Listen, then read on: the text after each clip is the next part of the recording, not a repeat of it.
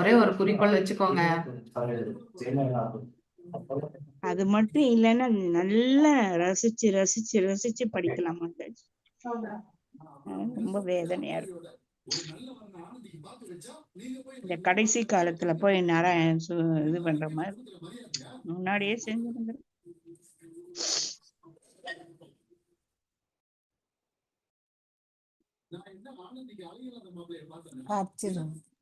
Hare Krishna. Live போனதுனால mute பண்ணிட்டேன், ஏன்னா எக்கோ ஆயிட்டே இருக்கும். நாம இன்னைக்கு எத்தனை 23 ஸ்லோகம் 22 மாதாஜி 22 3 ஸ்லோகம் படிச்சோம் இல்லையா? ஹரே கிருஷ்ணா. கொஞ்சம் எனர்ஜி வர்றதுக்கு ஒரு பாட்டு பாடிக்கலாமா? அதுதான் பெஸ்ட்.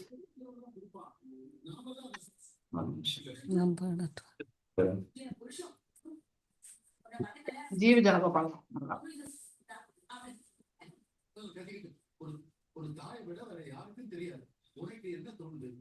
சௌராஷ்டிரம்.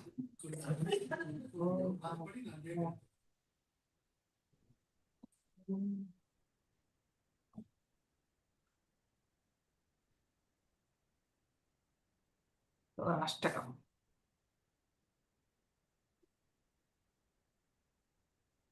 மோகன்தாஸ் பிரபுஜி நல்லா ஹெல்ப் பண்ணாரு. பிபிடி எல்லாம் அழகா டிஸ்கிரிப்ஷன் கொடுத்தாரு. ரொம்ப ரொம்ப யூஸ்ஃபுல்லா இருந்தது அது. யாரு மாதாஜி? மோகன்தாஸ் பிரபுஜி.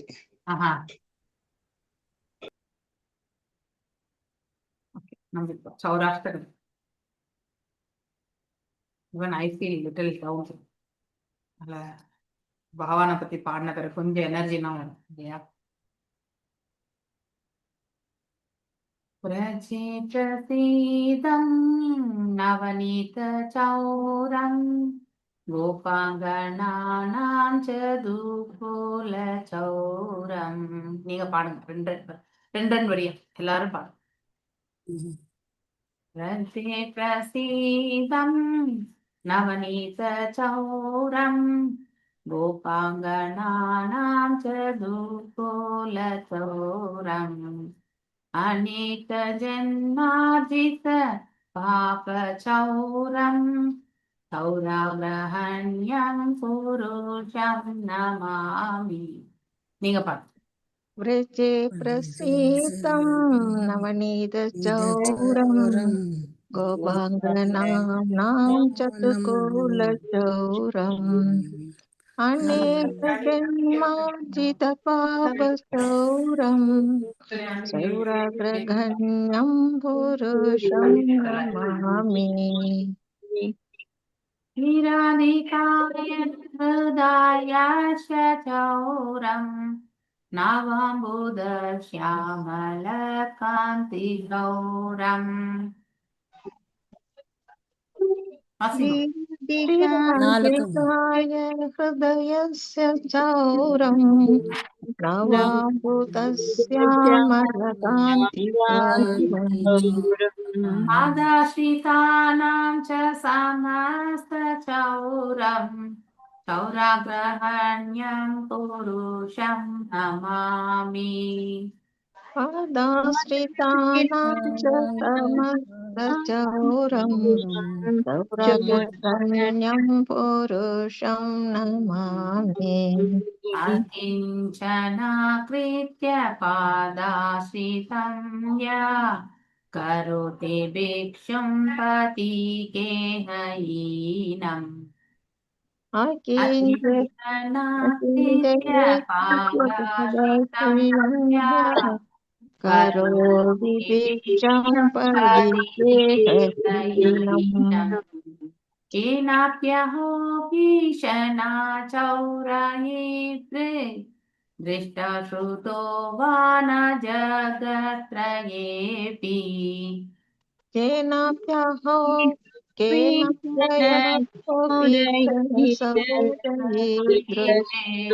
दृष्टश्रुतो वा न जगत्त्रयेऽपि. यदि येनामापि हरत्यकेशं गिरिप्रसारानपि पापराशिम्. यतीय नाम विहाराप्य शेषम् गिरिप्रसारानपि पापराशिन् आश्चर्यरूपो नानु चौरयेद्रे दृष्टा श्रुतो वा न मया कदापि आश्चर्यरूपो नानु चौरयेद्रे दृष्टश्रुतो वा न मया कदापि प्राणं च मानं च तत्तेन्द्रियाणि प्राणं सहृत्वा मम सर्वं एव तन्नं च मानं च तत्तेन्द्रियाणि प्राणं सहृत्वा मम सर्वं एव पालयेषि कृता धृतो आद्य चौरा त्वं भक्तिदाम्नासि माया निर्भूता पालयामि चौरा त्वं भक्तिदाम्नासि माया किन्नस्ति घोरं यमपाशबन्धं विनष्टि भीमं भवपाशबन्धम्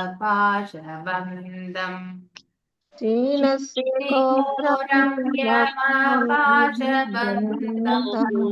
विनष्टि भीमं भवपाशबन्धम् चिन्नस्ति सर्वस्य समस्तबन्धम्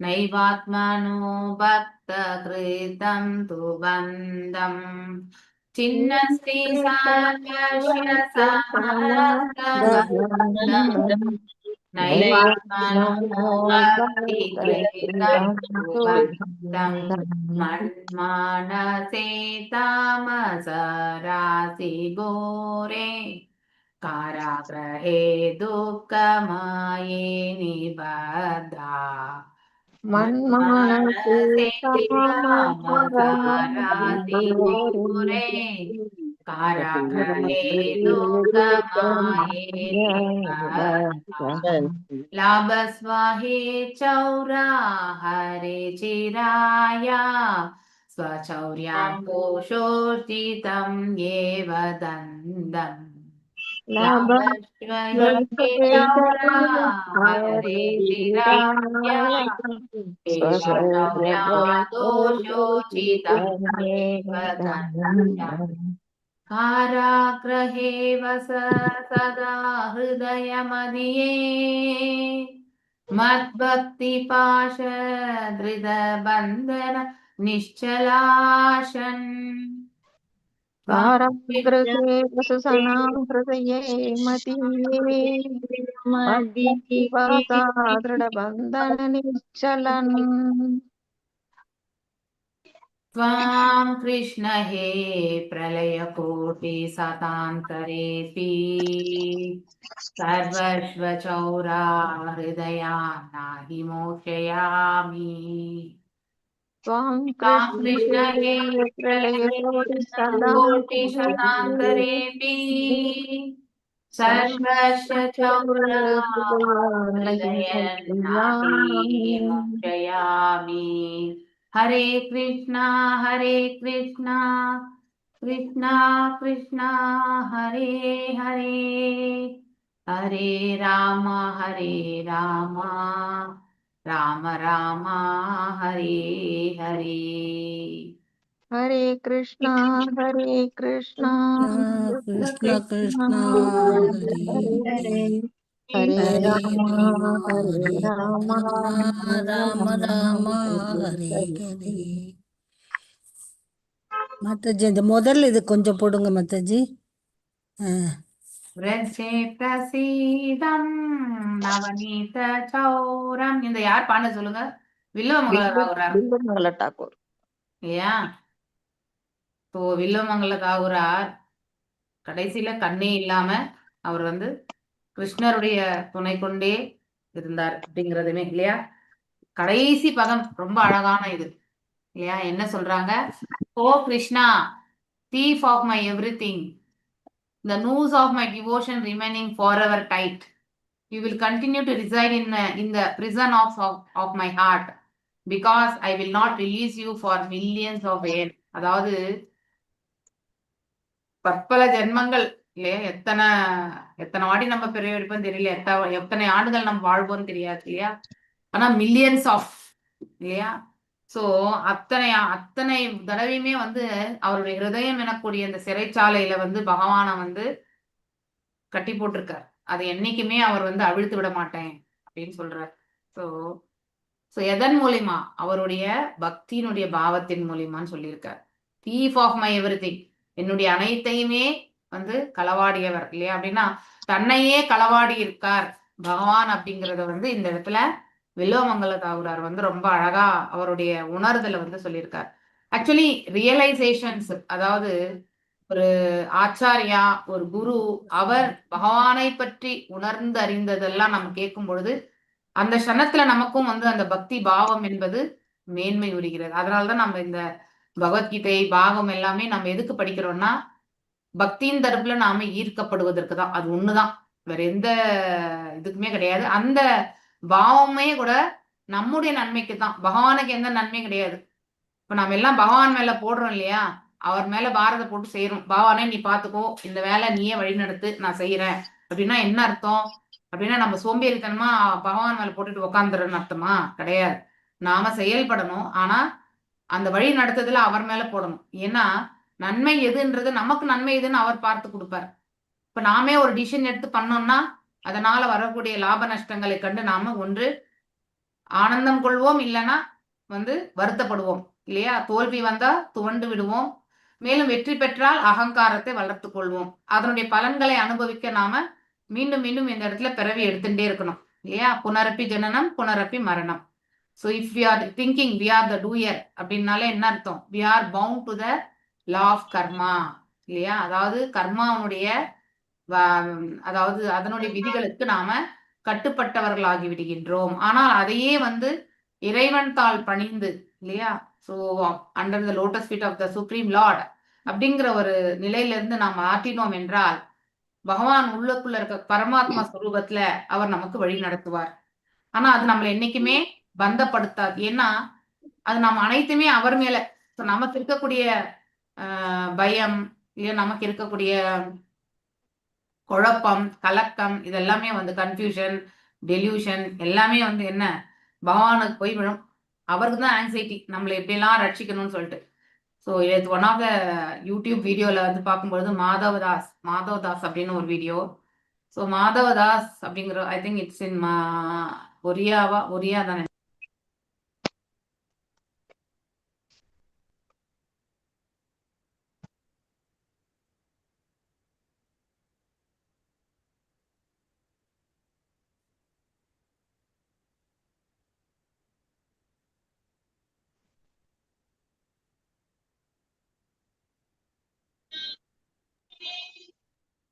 హరే కృష్ణ. ఇంటి బిగం నాదే లేదు, ఆడనే మాటిచ్చు. కాఫీగా ఇంటి బిగము జగన్ ఎట్టుకుని పోయింటాడు చూడు. ఓకే. సో కర్మణ్యవే అధికారస్తే మా కర్మఫలేషు కదాచన మా కర్మఫల హేతుபுர் மாத்தே சங்கோஸ்வ கர்மணி இல்லையா. சோ உனக்கென்று விதிக்கப்பட்ட கடமையை செய்வதற்கு மட்டுமே உனக்கு அதிகாரம் உண்டு அப்படின்னு பகவான் சொல்லியிருக்கார். அதனால நீதான் அனைத்து செயல்களுக்கும் காரணம் என்று எண்ணாதே. யூ ஆர் த டூயர் அப்படிங்கிற ஆட்டிடியூடு நம்ம என்னைக்குமே வளர்த்துக்க கூடாது.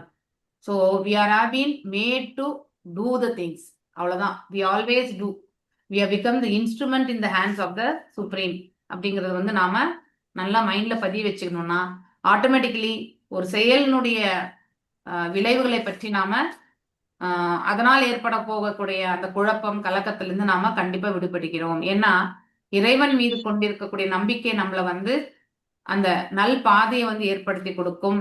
மேலும் நம்மளுக்கும் அந்த குழப்பம் கலக்கம் எல்லாம் இருக்காது. ஸோ அதுல இருந்து நமக்கு வந்து நன்மையான ஒரு பாதையே கிடைக்கும். ஸோ இங்கே நம்ம யாரை பத்தி படிச்சுட்டு இருக்கோம்? ஆக்சுவலி 22nd ஸ்லோகமா மாதாஜி? ஹரே கிருஷ்ணா. 20 22 மாதாஜி.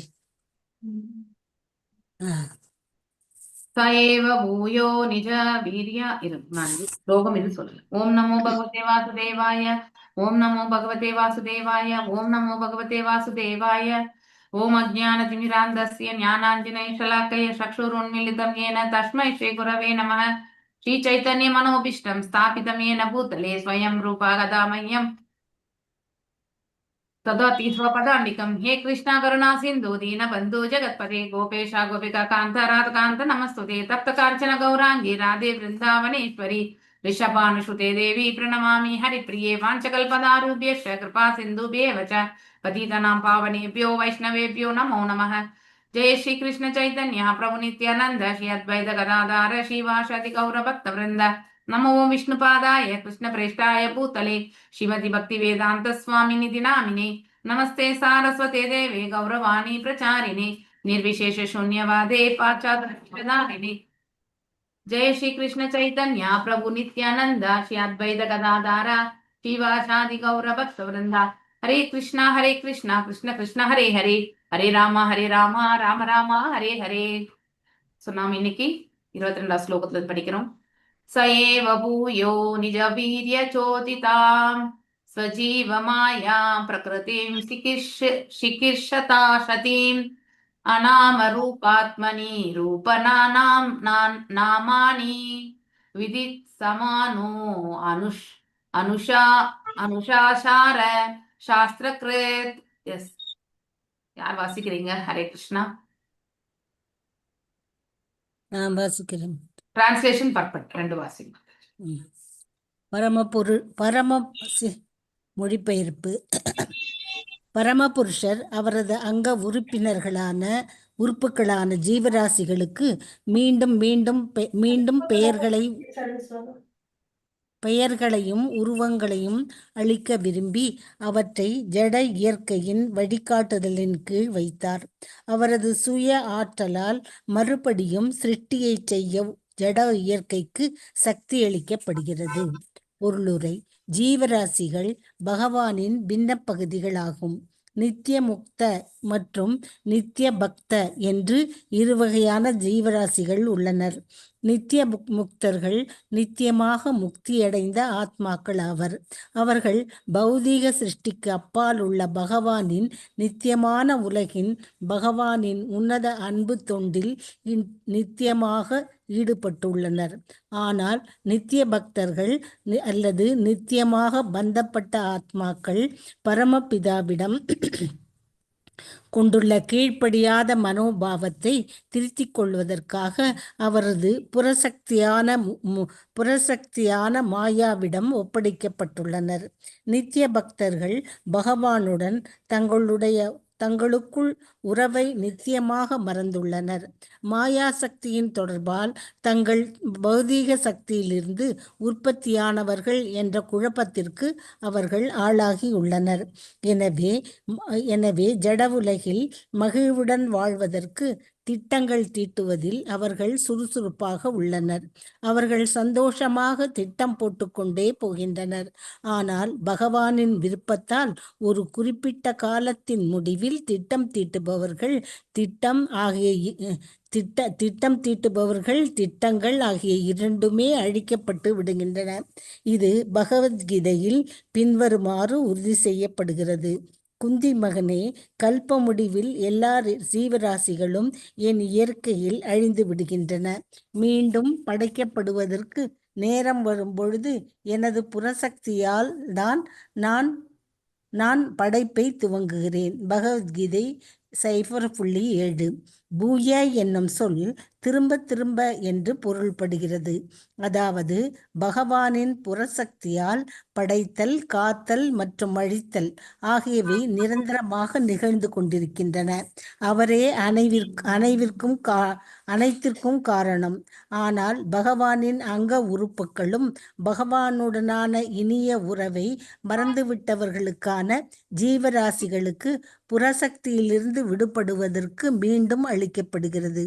மேலும் ஜீவராசிகள் உணர்வை விழிப்புறச் செய்வதற்காக வேத நூல்களே வழிகாட்டிகளாக உள்ளன. பகவத்கீதையில் பகவான் கூறுகிறார், இதை படைக்கப்பட்ட உலகமும் ஜடசக்தியும் என என என் கட்டுப்பாட்டில் உள்ளன. அவை பிரகிருதியின் ஆதிக்கத்தின் கீழ் தானாகவே மீண்டும் மீண்டும் படைக்கப்படுகின்றன. இது எனது புறசக்தியின் வாயிலாகவே என்னாலேயே செய்யப்படுகிறது. உண்மையில் ஆன்ம பொறிகளுக்கான ஜீவராசிகளுக்கு பௌதீக பெயர்களோ உருவங்களோ இல்லை.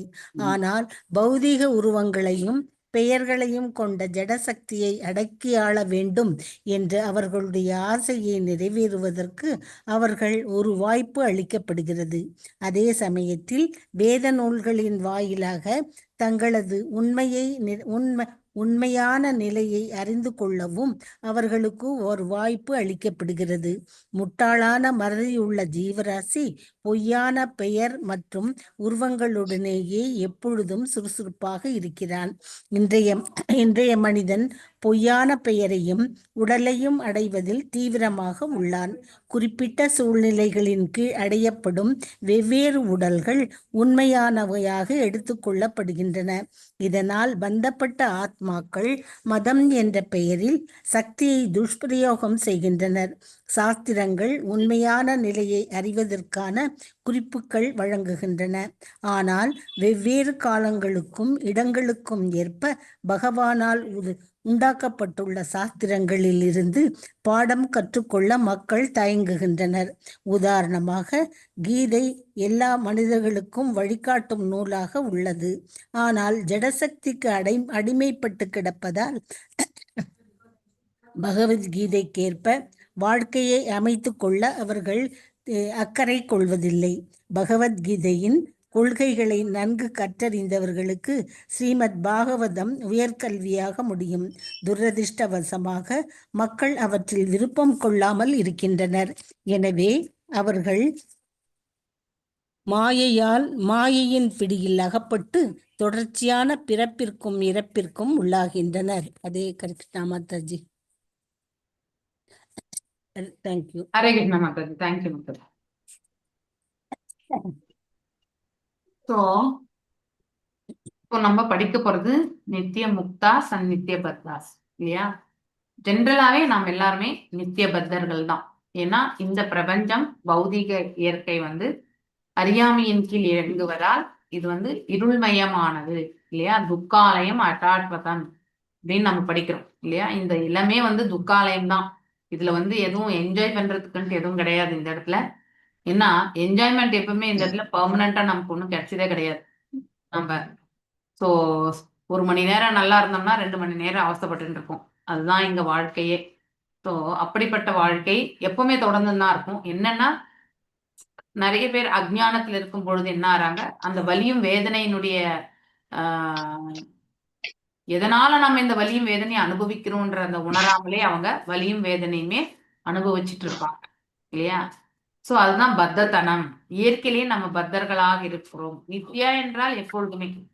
ஆனா நம்ம ஒரு முறை ஒரு குருவினுடைய அனுகிரகம் கிடைத்தால், இல்லை பகவானுடைய அருளை பெற்றால் நமக்கு அட்லீஸ்ட் ஒரு நல் மார்க்கம் என்று கிடைக்க பெறுகிறது. ஸோ இல்லைன்னா நாம நித்திய பத்தர்கள் தான். இந்த பிரபஞ்சத்துல நிகழக்கூடிய அனைத்துமே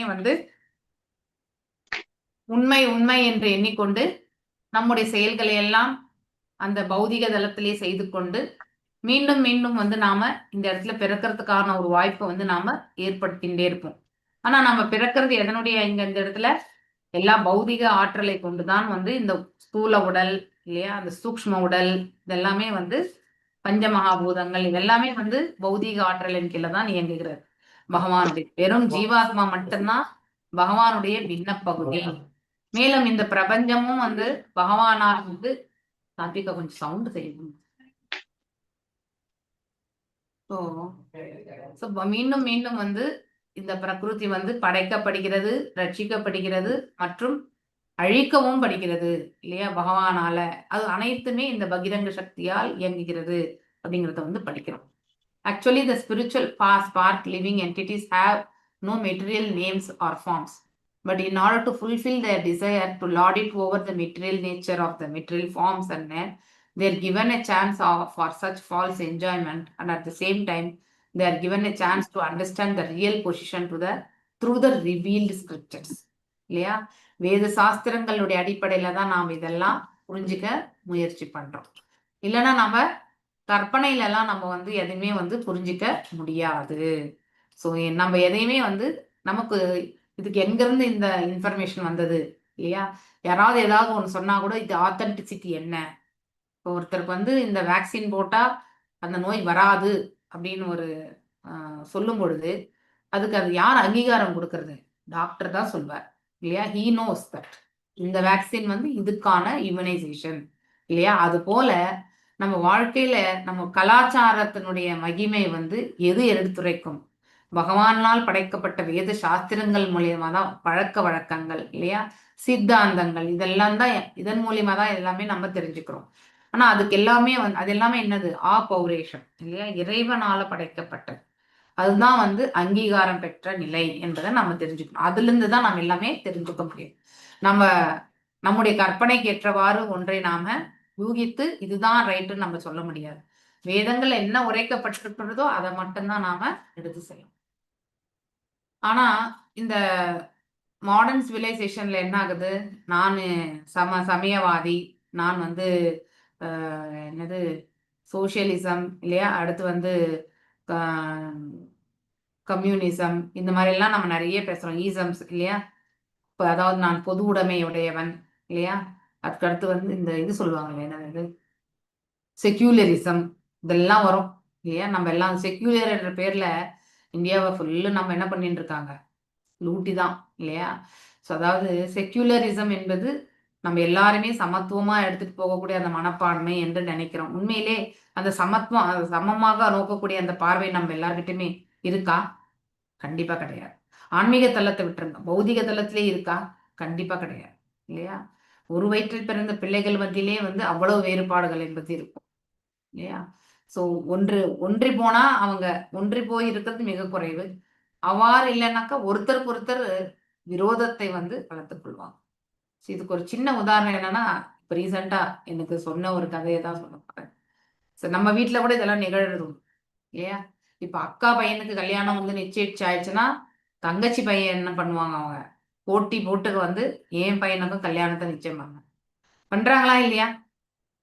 இத்தனைக்கும் அக்கா தங்கை ஒரே தாய் வயிற்றுல பிறந்தவங்க தான் இல்லையா? அண்ணன் தம்பி கூட அதே மாதிரிதான். அதனால என்ன நன்மை? அவர்களும் பிள்ளைகள் தானே. அக்கா பிள்ளையா இருந்தாலும் நம்ம பிள்ளைதான், தங்கை மகனா இருந்தாலும் நம்ம பிள்ளைதான் இல்லையா? ஸோ பிள்ளை என்ற உறவு முறையில நாம் எல்லாரும் ஒரு தாய் வயிற்றுல பிறந்தவங்க. அப்படிப்பட்ட ஒரு பிளட் ரிலேஷன்ஷிப்பை நம்ம சமமாகவே பாவிக்கிறது கிடையாது. அவங்களே நம்மள ஒரு ரைவல்ஸா பாக்குறோம் இல்லையா? நமக்கு ஒரு போட்டியாளராக நம்ம கருதுகின்றோம். அது மிக அது மிக தவறு. ஸோ இங்க ரீசெண்டா ஒரு அலையன்ஸ் வந்தது. ஸோ அந்த புரோக்கர் வந்து சொன்ன போது, இப்பதான் இந்த அக்கா பையனுக்கு பிடிச்சேன், இதனால தம்பி பையனுக்கு தங்கச்சி பையனுக்கு வந்து அலையன்ஸ் பார்க்க முடியலேன்னு அந்த அம்மா கொலாப்ஸ் ஆகி ஹாஸ்பிட்டல் அட்மிட் ஆகி ஸோ வந்து ஸ்ட்ரிப்ஸ் இருக்கு. அந்த அளவுக்கு பொறாமைப்படுவாங்க? எனக்கு ஒன்றும் புரியல. அதுல பொறாமைப்படுவதற்கு என்ன இருக்கு இல்லையா? சரி, அவங்கவுங்களுடைய வாழ்க்கை எப்பொழுது எங்கே நிர்ணயிக்கப்படணும்ன்றது விதி இருக்கு. அதுக்காக வந்து நம்ம பிள்ளைக்காகலேன்றதுக்காக நாம வந்து அடுத்தவங்க பிள்ளைங்களுக்கான அதை பத்தி நம்ம பொறாமைப்படக்கூடாது. அது மிக தவறு. அனைத்திற்கு மூல காரணமே அதுதான், பொறாமை தான். இந்த பொறாமை வந்து ஒரு மனிதனை வந்து கீழான இடத்துக்கு கொண்டு போய் சென்றுவிடும்.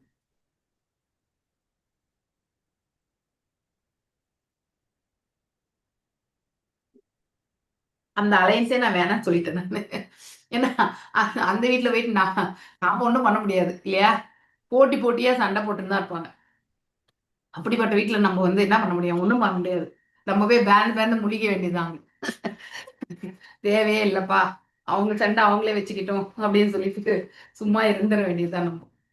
ஸோ இந்த மாதிரி இப்படி கூட இருப்பாங்களா? காம்படிஷன் மட்டும் இருக்கவே கூடாது, அது நல்லதே கிடையாது. ஸோ வி ஷுட் ஆன வரைக்கும் சப்போர்ட்டிவா இருக்கிறதுக்கு வந்து பழகிக்கணும், ஒருத்தருக்கு ஒருத்தர் விட்டு கொடுக்கணும்.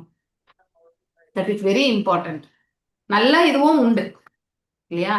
இப்போ புஷ்ப மாதாஜி அவங்க சொல்லுவாங்க. ஐ திங்க் உங்களுக்கு கூட சிஸ்டர்ஸா பிரதர்ஸா மாதாஜி? புஷ்ப மாதாஜி, ஹரே கிருஷ்ணா. மாதாஜி எனக்கு 3 அண்ணா மாதாஜி 2 அக்கா மாதாஜி. நீங்க தான் லாஸ்டா? ஓ நான் தான் லாஸ்ட் மாதாஜி. நான் தான் எல்லா பிள்ளைகளையுமே படிக்க வச்சேன் மாதாஜி. Hare Krishna. Great. See, she would have rejoiced. நான் மாதாஜி. பட் என் பிள்ளைகளை பார்க்க யாருமே இல்ல மாதாஜி. எல்லாரும் நீங்க எத்தனை பிள்ளைங்களை பாத்தீங்க? உங்களுக்கு அந்த எக்ஸ்பீரியன்ஸ் போறோம் இல்ல மாதாஜி? ஆமா ஆமா மாதாஜி. அவங்க இன்னும் பாசமா தான் இருக்காங்க மாதாஜி. என்னன்னா உங்களுக்கு அந்த எக்ஸ்பீரியன்ஸ் பகவான் ஆல்ரெடி கொடுத்திருக்காரு. ஆமா மாதாஜி. ஹரே கிருஷ்ணா. சம்திங் யூ ஆமா ஆர் மாதாஜி. Acquiring means you are eligible for certain things அப்படிங்கிறது வந்து, ஏன்னா வாழ்க்கையில ஒவ்வொருத்தருக்கும் ஒவ்வொரு தருணத்துல என்ன நிகழும்ன்றது நமக்கு தெரியாது இல்லையா? சோ அந்த சூழ்நிலையை வந்து நாம ஏத்துக்கொள்ளக்கூடிய மனசுக்கு தான் அந்த பக்குவத்தை வந்து பகவான் முதல்ல கொடுக்குறாரு. உண்மையிலேயே நம்ம பகவானாலதான் அதெல்லாம் பக்குவம் வந்ததுன்னு நமக்கு தெரியவே தெரியாது அந்த காலகட்டங்கள்ல. ஆனா நம்ம நல்ல விடயமா நடந்திருப்போம் இல்லையா? அதுவே நமக்கு வந்து வாழ்க்கையில வந்து experience only makes perfectness actually இல்லையா? வாழ்க்கையில எத்தனையோ படிப்பினைகள் என்பது நமக்கு ஏற்படுத்தி கொடுக்கிறது. அது மாதிரி ஆன்மீகத்துல வந்து நமக்கு பகவானை பற்றியும் அவருடைய கோட்பாடுகளை பற்றியும் நாம வந்து தெரிஞ்சுக்கிறது வந்து நமக்கு நன்மையை கொடுக்கும் இல்லையா? இதெல்லாம் இந்த இடத்துல படிக்கும்போது பகவத்கீதை, ஸ்ரீமத் பாகவதம், இதுதான் போஸ்ட் கிராஜுவேட் ஸ்டடி இல்லையா?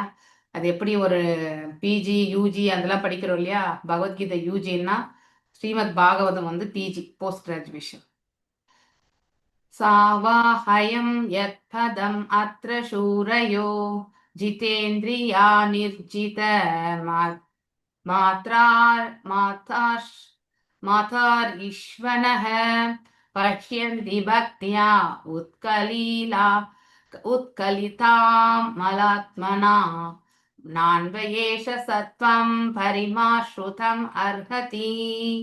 எஸ், வேற யார் படிக்கிறீங்க? படிங்க. வாசிக்கட்டும் மாதாஜி. வாசிங்க மாதாஜி. மொழிபெயர்ப்பு.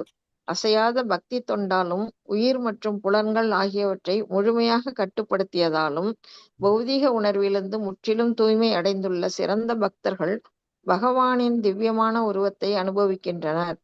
அதே பரமபுருஷ பகவான் இதோ இருக்கிறார். இந்த பக்திதான் வாழ்வை தூய்மைப்படுத்துவதற்கான ஒரே வழியாகும். பொருளுரை. பகவத்கீதை குறிப்பிடுவதை போல் தூய பக்தி தொண்டினால் மட்டுமே பகவானை உள்ளபடி அறிய முடியும். நிலையான பக்தி தொண்டினால் மன அழுக்குகளை கழுவிக்கொள்ள முடிந்த பகவானின் தூய பக்தர்களால் மட்டுமே அவரை உள்ளபடி உணர்ந்தறிய இயலும் என்று இங்கு கூறப்படுகிறது. ஜிதேந்திரிய என்பது மனதை முழு கட்டுப்பாட்டில் வைத்திருப்பவர் என்று பொருள்படும். புலன்கள் உடலின் சுறுசுறுப்பான பகுதிகள். அவற்றின் செயல்களை நிறுத்த முடியாது. செயற்கை முறைகளில் புலன்களின் செயல்களை நிறுத்த முயல்வது விஸ்வாமித்திர முனிவரை போன்ற பெரும் யோகிகளின் விஷயத்திலும் கூட பரிதாபகரமான தோல்வியை அடைந்துள்ளது என்பது நிரூபிக்கப்பட்டுள்ளது. விஸ்வாமித்திர முனி யோக சமாதியினால் புலன்களை அடக்கினார். ஆனால் ஸ்வர்கலோக மங்கையான மேனகையை சந்திக்க நேர்ந்த பொழுது அவர் உடலுறவுக்கு அடிமையானார். செயற்கையான அவரது புலனடக்கம் தோல்வியடைந்தது. ஆனால் தூய பக்தர்களின் விஷயத்தில் புலன்கள் அவற்றின் செயல்களிலிருந்து செயற்கையான முறையில் ஈடுபடுத்தப்படுகின்றன. புலன்களை அதிக கவர்ச்சியுள்ள செயல்களில் ஈடுபடுத்தும் பொழுது தாழ்ந்த செயல்களால் அவை கவரப்படுவதற்கு வாய்ப்பில்லை. புலன்களை உயர்ந்த ஈடுபாடுகளால் மட்டுமே கட்டுப்படுத்த இயலும் என்று கீதை கூறுகிறது. புலன்களை தூய்மைப்படுத்துதல் அல்லது அவற்றை பகவானின் தொண்டில் ஈடுபடுத்துதலே பக்தி தொண்டாகும். பக்தி தொண்டென்பது செயலற்ற தன்மையல்ல. பகவானின் தொண்டில் செய்யப்படும் எதுவும் அதன் ஜடத்தன்மையிலிருந்து உடனே தூய்மை அடைகின்றது. பௌதீக எண்ணம் அறியாமையால் மட்டுமே விளைவதாகும். வாசுதேவனுக்கு அப்பால் எதுவுமே இல்லை. பகவானை பற்றி தொடர்ந்து செவியுறுவதால் வாசுதேவ உணர்வு இதயத்தில் படிப்படியாக வளர்கிறது. ஆனால் வாசுதேவனே அனைத்தும் என்ற முடிவுக்கு வரும் பொழுது வளர்ச்சி முற்று பெறுகிறது. பக்தி தொண்டின் விஷயத்தில் இம்முறை ஆரம்பத்திலிருந்தே ஏற்றுக்கொள்ளப்படுகிறது. மேலும் பக்தரின் இதயத்தில் இருந்து கொண்டே பகவான் அவனுக்கு உபதேசிப்பதால் அவரது கருணையால் உண்மையான அறிவு பக்தரின் இதயத்தில் வெளிப்படுகிறது. எனவே பக்தி தொண்டால் புலன்களை கட்டுப்படுத்துவதுதான் சுலபமானதும் ஒரே வழியும் ஆகும். Hare Krishna Mataji. Thank you Mataji. Thank you Mataji. Hare Krishna. So புலன்களை பற்றி ரொம்ப அழகா சொல்லப்பட்டு காலையில கூட நம்ம அதை பத்தி தான் படிச்சோம் இல்லையா? ஒரு புலனால வந்து நம்ம எப்ப வேணாலும் கீழே விழுறதுக்கான வாய்ப்பு உண்டு. ஒரு வார்த்தையால இத்தனை ஆண்டுகள் வந்து நம்ம நல்ல பெயரை எடுத்த நாம வந்து ஒரு சமயத்துல நம்ம கோவப்பட்டோம்னா நம்மள, ஃபார் எக்ஸாம்பிள் நீங்க எல்லாருமே என்னை பத்தி ஒரு சாஃப்டான ஒரு பொறுமையானவங்கன்னு நீங்க நினைப்பீங்க. அதே நான் உங்க முன்னாடி வந்து கோவமா பேசினேன்னா அப்போ என்ன நினைப்பாங்க? இமீடியட்டா அந்த இமேஜ் வந்து கண்டிப்பா ஓ அவங்களுக்கும் இந்த கோவம் வரும், அவங்களுமே வந்து இப்படித்தான், நம்மள மாதிரி சாதாரணம் தான், நாம என்னவோ நினைச்சோம், இப்படிலாம் நம்ம நினைக்க மாட்டோம். அந்த மாதிரி தான் வரும். ஸோ இந்த புலன் வந்து எப்போ என்ன செயல் பண்ணும், அந்த புலன் எதனுடைய அடிப்படையில இருக்கும்? மனதுக்கு கட்டுப்பட்டு இருக்கும். மனது என்ன பண்ணும்? இந்த 3 குணங்களுக்கு ஆட்கொள்ளப்பட்டிருக்கும். ஆனா அந்த 3 குணங்களை வந்து வெல்லக்கூடிய அந்த பண்பை வந்து வளர்த்துக்கணும். ஜிதேந்திரியா அப்படின்னா வந்து புலன்களை வந்து கட்டுப்படும். இந்திரியங்கள் பிளஸ் ஜீத் அப்படின்னா, ஜீத்துனா வெற்றி கொள்றது இல்லையா? அதாவது புலன்களை வெற்றி கொள்ளக்கூடிய நிலையில இருக்கணும். இல்லைன்னா நாம என்ன ஆயிடுவோம்? புலன்களுக்கு அடிமை ஆயிடும். ஸோ இங்கே பகவான் here is the same supreme personality of Godhead whose transcendental form is experienced by the great devotees who are completely cleansed of material consciousness by the dint of rigid devotional service. Rigidனா ஸ்திரமா, ஸ்திரத்தன்மையோட, அதாவது இப்படி அப்படியா எந்த ஒரு மனசு சஞ்சலங்களும் கிடையாது.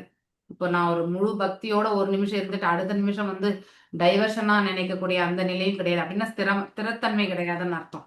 பக்தி பாவம் வந்து எந்த அளவுக்கு நாம வந்து ஸ்திரத்தன்மை கொள்கிறோம் என்பது மிக முக்கியம்.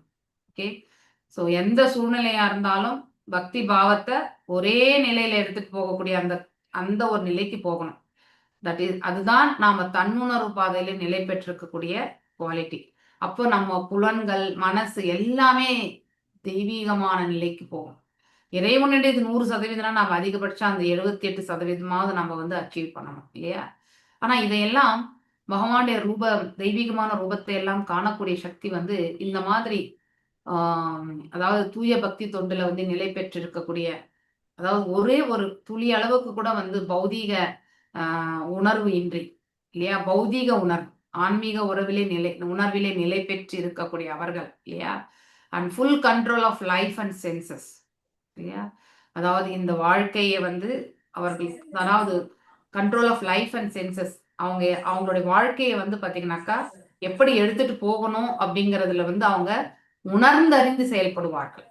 அவங்க கட்டுப்படுத்த மாட்டாங்க. இப்படி சென்றால் இப்படி நடக்கும் என்பதை அவர்கள் உணர்ந்து, எது நன்மையான பாதை என்பதை அவங்களுக்கு உணர முடிந்து அவ்வாறே வந்து அவர்கள் வந்து செயல்படவும் ஆரம்பிப்பார்கள். ஸோ இதுதான் ஒருத்தருடைய வாழ்க்கையில வந்து தூய்மை எய்வதற்கான ஒரு வழி அப்படிங்கிறத வந்து நாம தெரிஞ்சுக்கணும். நாம தூய்மை அடையணும்.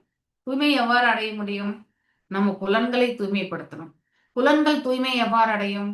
மனதை தூய்மைப்படுத்தணும் இல்லையா? இருக்கிறதுலே மனதுதான் வந்து மிக சிறந்த நண்பனும் கூட, மிகப்பெரிய எதிரியும் கூட இல்லையா? இதை நாம் 6ஆம் அத்தியாயம் படிக்கிறோம் இல்லையா? சோ அப்படிப்பட்ட மனசை நம்ம எப்படி ஸ்திரப்படுத்தணும்? அங்கே அர்ஜுனர் கூட கேட்கிறார் இல்லையா, அதாவது காற்றை கூட அடக்கி விடலாம் போல் இருக்கிறது பகவானே, என்னால இந்த மனசை வந்து கட்டுப்படுத்துறது அவ்வளவு முடியாது, அடங்காதது இந்த மனசு, காற்றை கூட அடக்கிடலாம் சொல்வார் இல்லையா? ஆனா பகவான் என்ன சொல்வார்? பயிற்சி பெற்றால் அது உன்னால செயல்படுத்த முடியும் இல்லையா? You have to practise. எவ்வாறு காற்று புகாத இடத்துல ஒரு தீபத்தை ஏற்றி வைத்தால் ஆடாமல் அசையாமல் எரிகின்றதோ அது போல வந்து நாம இந்த சுவாச கட்டுப்பாட்டு பயிற்சிகளையுமே நாம பக்குவமாக செயல்பட்டால் கண்டிப்பாக அடையலாம். சோ அவர் தியான யோகத்தின் மீது அவரால முதன்மை பெற முடியாது அப்படிங்கறத வந்து அர்ஜுனர் எடுத்துரைக்கிறார். உண்மையிலே அர்ஜுனர் வந்து அவரால் தியான பயிற்சியில வந்து ஸ்திரப்படுத்திக்க முடியும். ஆனால் அப்படிப்பட்ட ஒரு சூழ்நிலையில அவரை வந்து பகவான் வந்து திணித்திருக்கிறார் இல்லையா? அதனால அவர் நினைக்கிறார், எதிர்த்தரப்புல இருக்கிறவங்க எல்லாருமே என்னுடைய உறவினர்கள், அவங்களெல்லாம் மரணித்த பிறகு நான் இந்த அரசாட்சியை ஆண்டு என்ன செய்ய போகின்றேன் அப்படிங்கிற ஒரு பாவம் தான் அவருக்கு வருது இல்லையா? சோ அதாவது புலன்கள் உணர்வு இதெல்லாமே வந்து பக்குவம் அடையணும். இதெல்லாம் பக்குவம் அடைஞ்சதான் வாழ்க்கையில எதை எவ்வாறு நாம செயல்படுத்தணும் அப்படிங்கிற அந்த பாதையை வந்து நமக்கு வந்து ஏற்படுத்திக்குவோம். சோ இல்லைன்னா நாம மனம் போன போக்குல இருந்து செயல்பட ஆரம்பிப்போம். விஸ்வாமித்திர முனிவர் இதற்கு உதாரணம் வந்து சொல்லப்பட்டிருக்கு இல்லையா? சோ அவர் ஒரு நாள் மேனகியினுடைய இதுல வந்து மயங்கி அவர் என்ன ஆனார், அவருடைய தவ வாழ்க்கையே வந்து இழந்தார் இல்லையா? எத்தனையோ காலங்கள் வந்து அந்த மாயையிலேயே அவர் விழுந்திருந்து இல்லையா?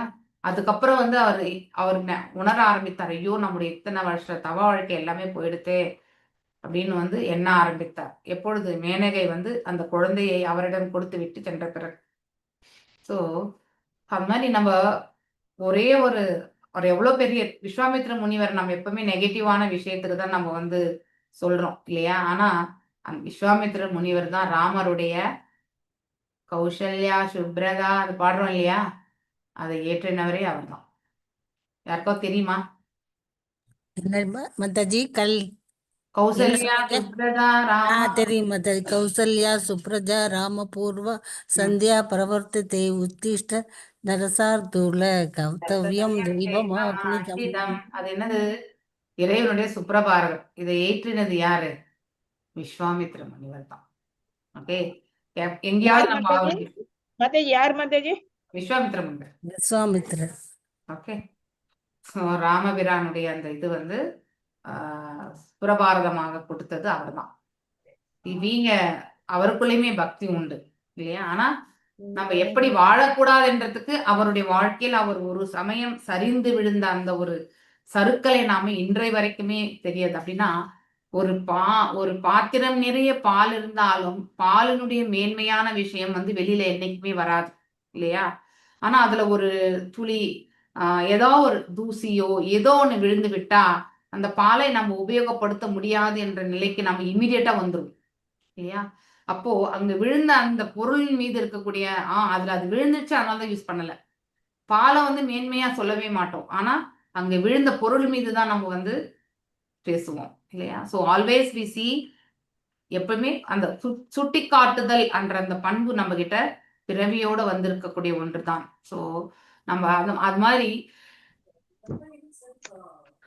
நிறைய இடங்கள் விஸ்வாமித்திரர் நம்ம சொல்றோம். ஆனா அதுக்கு பின்னாடி அவருடைய நல்ல இதுவுமே உண்டு இல்லையா? ஸோ பகவானை துதித்து பாடி இருக்கிறார். அதை பாடும்போது நம்ம கண்டிப்பா அவருக்கு நன்றிகள் சொல்லணும் இல்லையா? Kausalya சுப்ரதாக்கு. When the senses are engaged in more attractive activities, there is no chance for their being attracted by inferior. அதாவது பகவானுடைய மேன்மையான செயல்கள்ல இந்த புலன்கள் வந்து ஈடுபடும் பொழுது கீழான இயல்புகள் மீது நமக்கு இந்த புலன்கள் வந்து செயல்படாது. அப்படின்னா இந்த புலன்கள் எல்லாமே பக்குவம் அடைய ஆரம்பிச்சிடும் இல்லையா? இப்ப எத்தனை பேர் உட்காந்து டிவி பாக்குறீங்க? எத்தனை பேர் காஃபி குடிக்கிறீங்க? எத்தனை பேர் டீ குடிக்கிறீங்க? இல்ல கண்டிப்பா கிடையாது. இப்ப இல்ல மாதாஜி. இப்ப கிடையாது இல்லையா? சோ அது மாதிரி நாம எதுவுமே சாப்பிடணும், அதாவது இதெல்லாம் சாப்பிடக்கூடாது அப்படின்னு சொன்ன பிறகு அதை வந்து நாம வைராக்கியமா எடுத்துட்டு போயிட்டு இருக்கோம் இல்லையா? சோ அதுதான் மேலான டேஸ்ட், த ஹையர் டேஸ்ட் இல்லையா? அப்ப நம்ம இந்த டங் டேஸ்ட், காஃபி வந்து கீழான டேஸ்ட்னு சொல்றதை விட அதுல இருக்கக்கூடிய அந்த கெஃபேனுடைய போதை பொருளால தான் சிறிய அளவு உண்டு அதுல. ஓகே, கெஃபேன் வந்து பில்டின், அது நம்ம ஒன்றும் பண்ண முடியாது, தவிர்க்க முடியாது. ஓகே, அந்த சிறிய அளவு இருக்கக்கூடிய அந்த கெஃபேனை வந்து நாம கண்டிப்பா அவாய்ட் பண்ணணும். அதுக்கு தான் காஃபி சாப்பிடக்கூடாது. டீ தூள்ல கூட அவங்க வந்து தே ஆர் ப்ரிப்பரேஷன் பண்ணும்போது அந்த கெஃபேன் வந்து இன்க்ளூட் ஆயிடும். நீங்க டீ கூட இந்த கிரீன் டீ பார்த்தீங்கன்னா கெஃபேன் ஃப்ரீ அப்படின்னு விற்பாங்க. அதை வாங்கிட்டு வந்து நீங்க குடிக்கலாம் கிரீன் டீல. ஸோ இந்த மாதிரி டீல கூட வருது, காஃபில தான் கொட்டையில வரும் ஏதோ ஒன்று நம்ம சொல்லலாம். ஆனா டீலையுமே அது வருகிறது அப்படிங்கிறத வந்து பார்க்கணும். பகவத்கீதா என்ன சொல்றது நமக்கு? the senses can be controlled. ஸ்லோவா சவுண்ட் ராகுல பேசு.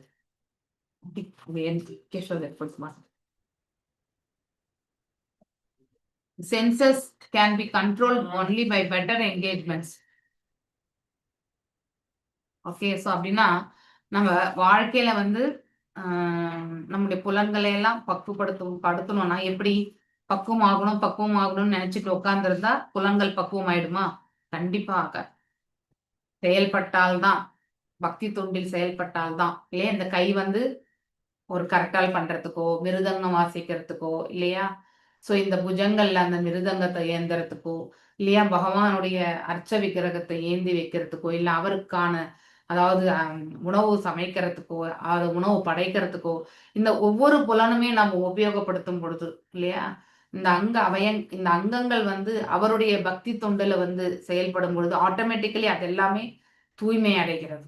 அப்போ நன்மையே செய்து கொண்டிருக்கக்கூடிய இந்த புலன்கள் வந்து எந்த ஒரு சூழ்நிலையிலுமே வந்து தீய செயல்களுக்கு செல்லவே செல்லாது. இப்படிதான் அது ஆட்டோமேட்டிக்கலி பக்குவம் ஆயிடும்.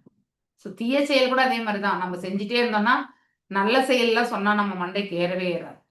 எதையுமே நம்ம பழக்கணும். Practice is very important. Vasudeva conception gradually develops அப்படின்னா நம்ம ஹிருதயத்துல வாசுதேவன் அடையப்படுகிறார் அப்படின்னு சொல்லுவாங்க இல்லையா, பரமாத்மா அடையப்பட்டிருக்கிறார். ஸோ அது எப்படி அப்படின்னும் பொழுது நம்ம இந்த மாதிரி செயல்படும் பொழுது இல்லையா, பக்தி தொண்டில் நம்மளை நம்ம ஈடுபடுத்திக் கொள்ளும் பொழுது அப்போ நம்ம பக்குவம் அடைகின்றோம், நம்ம அஜ்ஞானத்திலிருந்து விலகுகின்றோம் இல்லையா, விளக்கப்படுகின்றோம். ஞானம் எனும் தீபம் வந்து ஏற்றப்படுகிறது. அதனால உள்ளதை உணரக்கூடிய அந்த பக்குவமும் நமக்கு கிடைக்கிறது. ஸோ அதுதான் வாசுதேவ நிலை. In the case of devotional service, this very same method is accepted from the very beginning. பகவானுடைய கருணையால அனைத்து ஞானமும், அதாவது உண்மையான ஞானம், ஃபேக்சுவல்னா உண்மை, ஓகே, அதுல எந்த மாற்றமும் கிடையாது. பிகம்ஸ் ரிவீல், ஹிருதயத்துல வந்து பகவானே வந்து அந்த பக்தருக்கு வந்து தெளிவுபடுத்துவார். Therefore, controlling the senses of devotional service is the only and easiest means. So, இது இந்த ஃபீலிங் வந்து எனக்கு ஒன் ஆஃப் த எக்ஸ்பீரியன்ஸ்ல சொல்றேன். இப்போ ரீசெண்டாக உங்களுக்கு சொன்ன மாதிரி என்னுடைய இந்த உடல்நலம் இந்த மாதிரி சின்ன ஒரு இதுதான், கஷ்டம் ஒன்றும் கிடையாது, பெரிய மேஜர் விஷயம் கிடையாது. ஆனா அது என்னுடைய பக்தி தொண்டுக்கு வந்து ரொம்ப தடையா வருதே இல்லையா, சம்டைம்ஸ் என்னால் ஞாபகப்படுத்த முடியலையேன்ற அந்த வருத்தம் வரும்போது பகவான்கிட்ட எனக்கு அது ஒன்று மட்டும்தான் கொடு அப்படின்னு நம்ம பிரார்த்திச்சுட்டே இருக்கேன். ஆனா அவ்வாறு நம்ம வந்து ஏதாவது ஃபர்ஸ்ட்ல எனக்கு ஆரம்பத்துல நான் ஏதாவது அபராதம் பண்ணிட்டனோ அப்படிலாம் ஒரு ஃபீலிங் எல்லாம் வந்துட்டு இருந்தது எனக்கு. என்ன பண்ணாலுமே யார்கிட்ட என்ன பேசணும், என்ன பண்ணணும், இதெல்லாம் அலசி பார்க்கும்பொழுது கூட நம்ம எதுவும் பேசலையேன்ற ஒரு இன்சிடென்ட்ஸ். இப்போ ஏதாவது ஒரு கோஆர்டினேஷன் பண்ணியிருந்தா, ஏதோ ஒன்று நம்ம அவங்கள வந்து ஹர்ட் பண்ற மாதிரி சொல்லியிருந்தா, அதனாலதான் இப்படி ஆகுதுன்னு கூட நம்ம நினைக்கலாம். ஆனா அந்த மாதிரி எதுவுமே ஒரு வாய்ப்பு கூட பகவான் கொடுக்கல.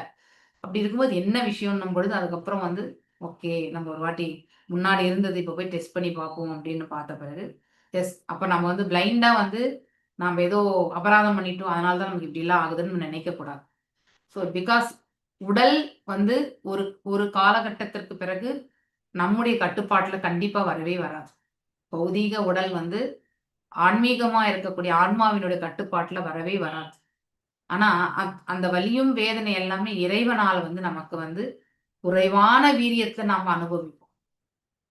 அது கடந்து செல்லக்கூடிய நம்மளால எவ்வளவு ஏத்துக்க முடியுமோ அந்த கெப்பாசிட்டியவே பார்த்துதான் பகவான் நமக்கு வந்து வழி நடத்துவார். ஸோ அந்த உண்மையை நம்ம கண்டிப்பா உணரணும். ஸோ அதனால எஸ்பெஷலி காலையில கரெக்டா எனக்கு அந்த 6:30லேருந்து 7:30க்கு பாத்தீங்கன்னாக்கா எப்பயோ ஒரு இன்சிடென்ட்ஸ்ல எனக்கு அது கண்டிப்பா வந்து திரும்பி அதை நான் அப்சர்வ் பண்ணிட்டே இருக்கேன் நான்.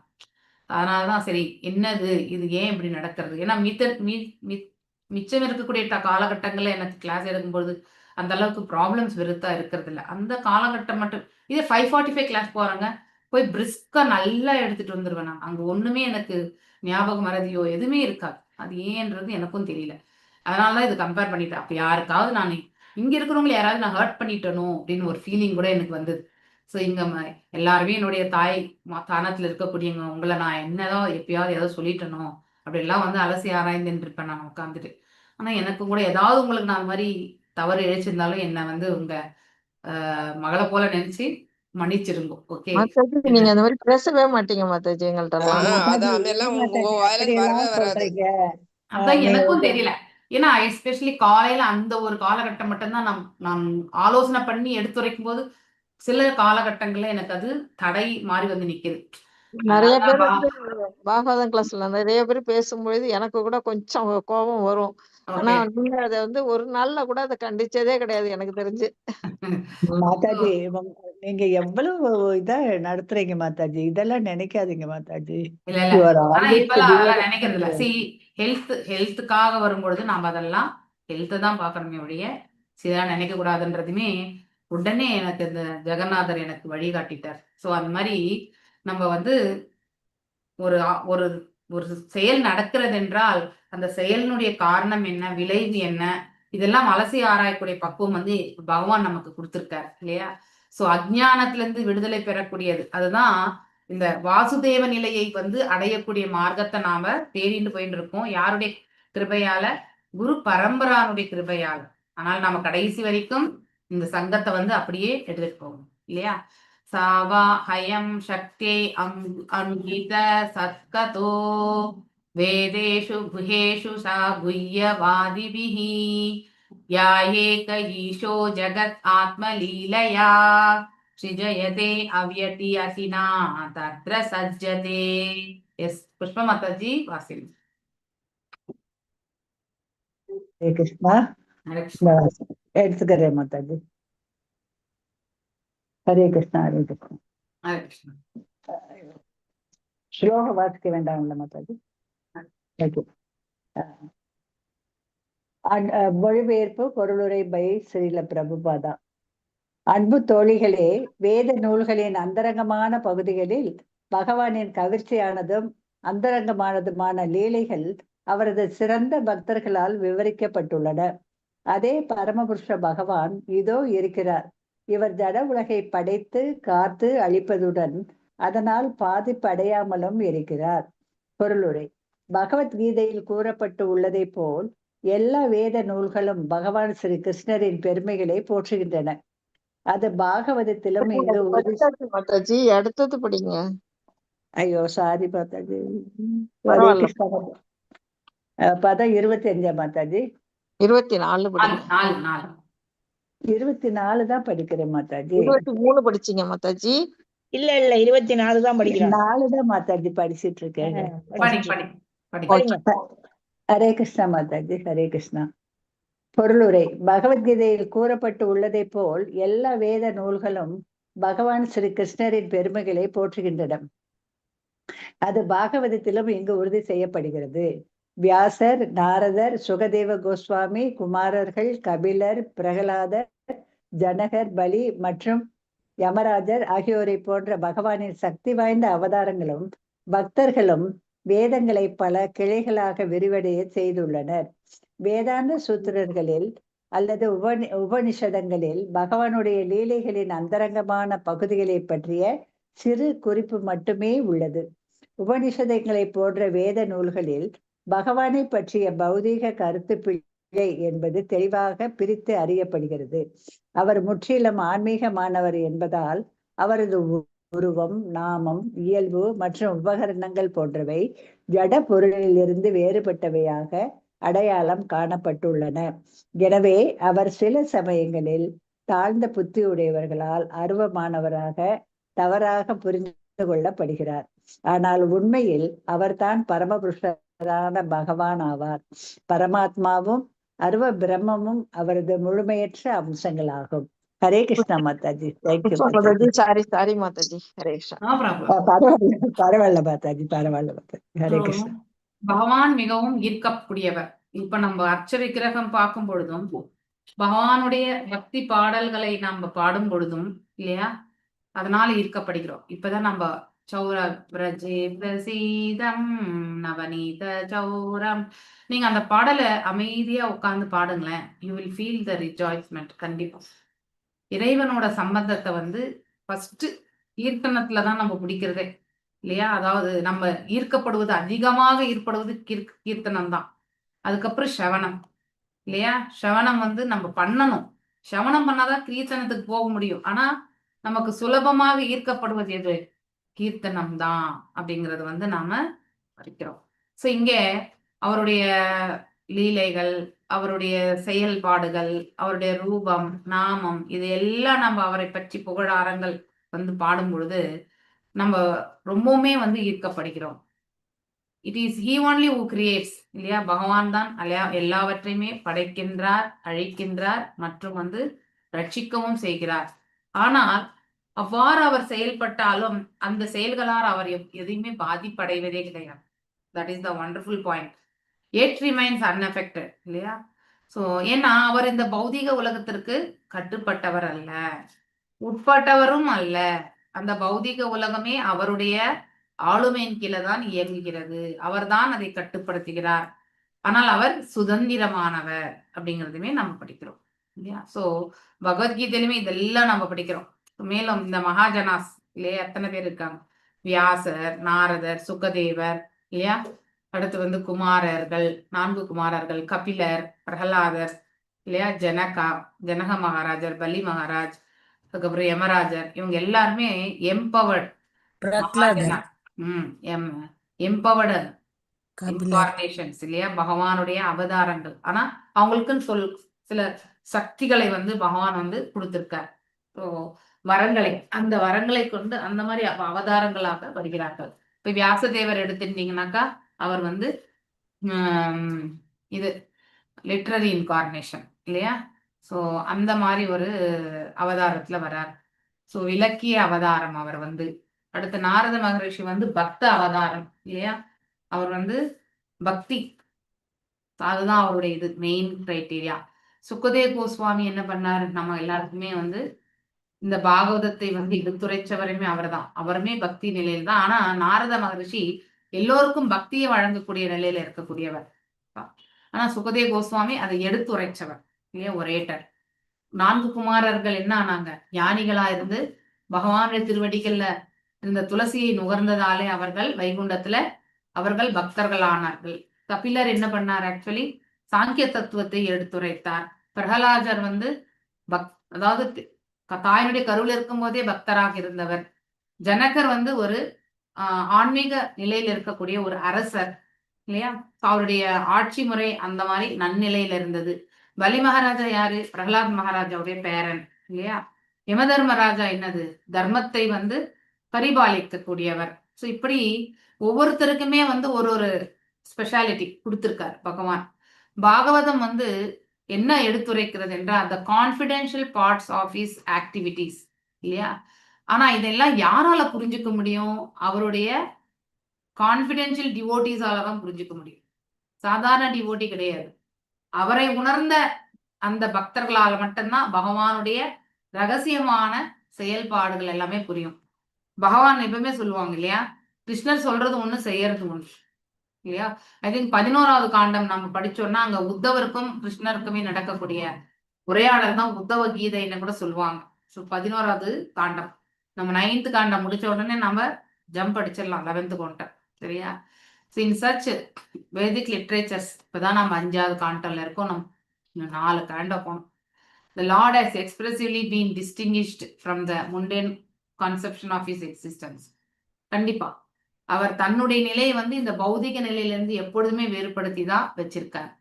அவர் முழுவதுமே ஆன்மீகம். அவருடைய ரூபம், நாமம், செயல் இல்லையா, அவருடைய பரிவாரங்கள் எல்லாமே வந்து இந்த ஜடத்திலிருந்து வேறுபட்டவர்கள் தான். ஆனால் அவர் சில சமயம் பாத்தீங்கன்னாக்கா இந்த பிரபஞ்சத்துக்கு வரும் பொழுது முட்டாள்கள் வந்து அவரை வந்து அதாவது அஜ்ஞானத்தில் இருக்கிறவங்க வந்து அருவத்தன்மை மனித ரூபமாக வந்த பொழுது வந்து முட்டாள்கள் அவரை வந்து அதாவது ஏளனம் செய்வது இதெல்லாமே நிகழக்கூடிய ஒன்றுதான். பட் உண்மையில் வந்து பகவான் வந்து ஒரு ரூபம் கொண்ட நபர். மேலும் வந்து பரமாத்மா மற்றும் இந்த அருவத்தன்மை என்பது அவருடைய முழுமையான ரூபம் கிடையாது, பார்ஷியல், அதாவது ஒரு பகுதியான ஒரு பர்டிகுலர் இது வந்து எடுத்துரைக்கக்கூடியது. அருவத்தன்மை வந்து ஆற்றலை எடுத்துரைக்கும் இல்லையா. மேலும் வந்து ரூபம் வந்து 4 கைகளுடைய தத்துவங்களை பற்றி எடுத்துரைக்கும் இல்லையா. சோ ஒன்றொன்றுமே வந்து முழுசா இல்லை, அவங்க இறைவனை போன்ற, அதாவது பகவான் ஸ்வரூபத்துக்கு இருக்கக்கூடிய அந்த குவாலிட்டிஸ் வந்து பரமாத்மா ஸ்வரூபத்திற்கும் மேலும் வந்து பிரம்மன் இதுக்குமே வந்து கிடையாது. ஓகே. யதா ஹே அதர்மேனா தமோதீய நிருபா ஜீவந்தி தத்ரைஷஹி சத்வதாக கிலா தத்தே பகம் சத்யம் ரிதம் தயாம் யசோ பாவயா ரூபாணி ததஹ யுகே யுகே. எஸ், ஜெய மகாலட்சுமி மாதாஜி. ஹரே கிருஷ்ண மாதாஜி. மொழிபெயர்ப்பு. எப்பொழுதெல்லாம் அரசர்களும் நிர்வாகிகளும் மிருகங்களைப் போல் மிக தாழ்ந்த குணங்களில் வாழ்கிறார்களோ அப்போது உன்னத உருவில் உள்ள பகவான் அவரது பரமசக்தியை வெளிப்படுத்துகிறார். மேலும் பக்தி உள்ளவர்களுக்கு விசேஷ கருணையை காட்டும் அவர் அற்புத செயல்களை நிகழ்த்துவதுடன் வேறுபட்ட காலங்களுக்கும் யுகங்களுக்கும் தேவையான அநேக திவ்ய ரூபங்களையும் தோற்றுவிக்கிறார். பொருளுரை. மேலே குறிப்பிட்டது போல் பிரபஞ்ச படைப்பு பகவானின் சொத்தாகும். இதுவே ஈஷோபனிஷத்தின் அடிப்படை தத்துவமாகும். அனைத்தும் பரமபுருஷரின் சொத்தாகும். எனவே ஒருவரும் அவருடைய சொத்தை ஆக்கிரமிக்க கூடாது. அன்புடன் அவரால் அளிக்கப்பட்டதை மட்டுமே ஒருவன் ஏற்றுக்கொள்ள வேண்டும். ஆகவே பூமியோ அல்லது வேறெந்த கிரகமோ அல்லது பிரபஞ்சமோ பகவானின் பூரண சொத்தாகும். ஜீவராசிகள் அவரது அங்க உறுப்புகளாக அல்லது மகன்களாக உள்ளனர். இதனால் ஒவ்வொருவரும் அவரது நியமிக்கப்பட்ட செயல்களை நிறைவேற்றுவதற்கும் பகவானின் கருணையை பெற்று வாழ்வதற்கும் உரிமை கொண்டவர் ஆவர். எனவே பகவானின் அனுமதி இல்லாமல் மற்றொரு தனிமனிதனின் அல்லது மிருகத்தின் உரிமையை அபகரிக்க கூடாது. அரசர் அல்லது நிர்வாகி பகவானின் பிரதிநிதியாக இருந்து அவரது விருப்பப்படி நிர்வாகத்தை கவனித்துக் கொள்ள வேண்டியவர் ஆவர். எனவே அத்தகைய அரசர் அல்லது நிர்வாகி யுதிஷ்டிர மகாராஜனை அல்லது பரீட்சித் மகாராஜனை போல் அங்கீகாரம் பெற்றவராக இருக்க வேண்டும். அத்தகைய அரசர்கள் உலக நிர்வாகத்தை பற்றிய முழு அதிகாரத்தையும் அறிவையும் அதிகாரிடமிருந்து பெற்றவர்களாக இருக்க வேண்டும். ஆனால் சில சமயங்களில் ஜட இயற்கை குணங்களிலேயே மிக தாழ்ந்ததான அறியாமை குணத்தின் தமோ குணம் ஆதிக்கத்தினால் அறிவும் பொறுப்பும் இல்லாமலே அரச அல்லது நிர்வாக பதவிக்கு வருகின்றனர். அத்தகைய முட்டாள் நிர்வாகிகள் சுயநல நோக்கங்களுக்காக மிருகங்களைப் போல் வாழ்கின்றனர். இதன் விளைவாக சூழ்நிலை முழுவதுமே குழப்பமும் துன்மார்க்கமும் நிறைந்ததாக மாறிவிடுகிறது. மேலும் சுயநலக்காரியம், லஞ்சம் வாங்குதல், பொய் சொல்லுதல், சண்டை போன்றவர்களால் பஞ்சம், தொற்று நோய், போர் முதலான பிரச்சனைகள் மனித சமூகத்தில் பெருகிவிடுகின்றன. மேலும் பகவானின் பக்தர்கள் எல்லா விதத்திலும் துன்புறுத்தப்படுகின்றனர். இந்த அறிகுறிகள் அனைத்தும் மத கொள்கைகளை நிலைநாட்டவும் ஒழுங்கற்ற நிர்வாகிகளை அழிக்கவும் பகவான் அவதரிக்கும் நேரம் வந்துவிட்டது என்பதையே காட்டுகின்றன. இதுவும் பகவத்கீதையில் உறுதிப்படுத்தப்பட்டுள்ளது. பிறகு பகவான் பௌதிக குணங்களின் கலப்படம் இல்லாத ஆன்மீக உருவத்துடன் தோன்றுகிறார். அவரது சிருஷ்டியை வழக்கமான நிலையில் வைத்து காப்பாற்றுவதற்காகவே அவர் அவதரிக்கிறார். எல்லா கிரகராசிகளுக்கும் அவரவர் தேவைகளை பகவான் அளித்துள்ளார். அவர்கள் வேத நூல்களில் உள்ள சட்ட திட்டங்களை பின்பற்றி மகிழ்ச்சியாக வாழ்க்கையை நடத்தி முடிவில் முக்தி அடைவதற்கு அவரவருக்கு நியமிக்கப்பட்ட கடமைகளை நிறைவேற்ற வேண்டும். அதுவே வழக்கமான சூழ்நிலையாகும். நித்தியமாக பந்தப்பட்டுள்ள ஆத்மாக்களை திருப்திப்படுத்துவதற்காகவே பௌதிக உலகம் படைக்கப்பட்டுள்ளது. இல்லையெனில் ஜட உலகமே தேவையில்லை. ஆனால் பௌதிக விஞ்ஞானத்தின் சக்தியால் திமிர் பிடித்தவர்களாகி மூலப்பொருட்களை பகவானின் அனுமதியின்றி சட்டவிரோதமாக, அதுவும் புலன் நுகர்வுக்காக மட்டுமே சுரண்ட அவர்கள் முயல்கின்றனர். அப்பொழுது கீழ்ப்படியாதவர்களை தண்டித்து பக்தர்களை காக்க பகவானின் அவதாரம் தேவைப்படுகிறது. அவர் அவதரிக்கும் பொழுது அவரது உயர்ந்த அதிகாரத்தை நிரூபிப்பதற்காகவே அமானுஷ்யமான செயல்களை செய்து ராவணன், ஹிரண்யகசிபு மற்றும் கம்சனை போன்ற பௌதிகவாசிகளை சரியாக தண்டிக்கிறார். வேறு யாராலும் பின்பற்ற முடியாத வகையில் அவர் செயல்படுகிறார். உதாரணமாக பகவான் ஸ்ரீ ராமராக தோன்றிய பொழுது இந்து மகா சமுத்திரத்தில் பாலம் அமைத்தார். அவர் கிருஷ்ணராக தோன்றிய பொழுது பூதனா, அகாசுரன், சகடாசுரன் போன்றவர்களையும் பிறகு அவரது மாமனான கம்சனையும் கொண்டதன் மூலமாக அவரது குழந்தை பருவத்திலிருந்தே பல அமானுஷ்யமான செயல்களை செய்து காட்டினார். அவர் துவாரகையில் இருக்கும் பொழுது 16,108 அரசகுமாரிகளை மணந்ததுடன் அவர்கள் அனைவருக்கும் அதிகமான புத்திர பாக்கியத்தையும் அவர் அருளினார். அவர் சொந்த குடும்ப அங்கத்தினர்களுள் மொத்த எண்ணிக்கை ஏறக்குறைய 100,000 ஆகும். இவர்கள் எது வம்சம் என புகழ் பெற்றனர். மேலும் அவரது வாழ்நாளிலேயே அவர்கள் அனைவரையும் அவர் அழித்து விட்டார். அவர் 7 வயதிலேயே கோவர்த்தமலையை தூக்கியதால் கோவர்தன் தாரி ஹரி என்று புகழப்பட்டார். பகவான் அவரது காலத்தில் பல விரும்பத்தகாத அரசர்களை கொண்டார்.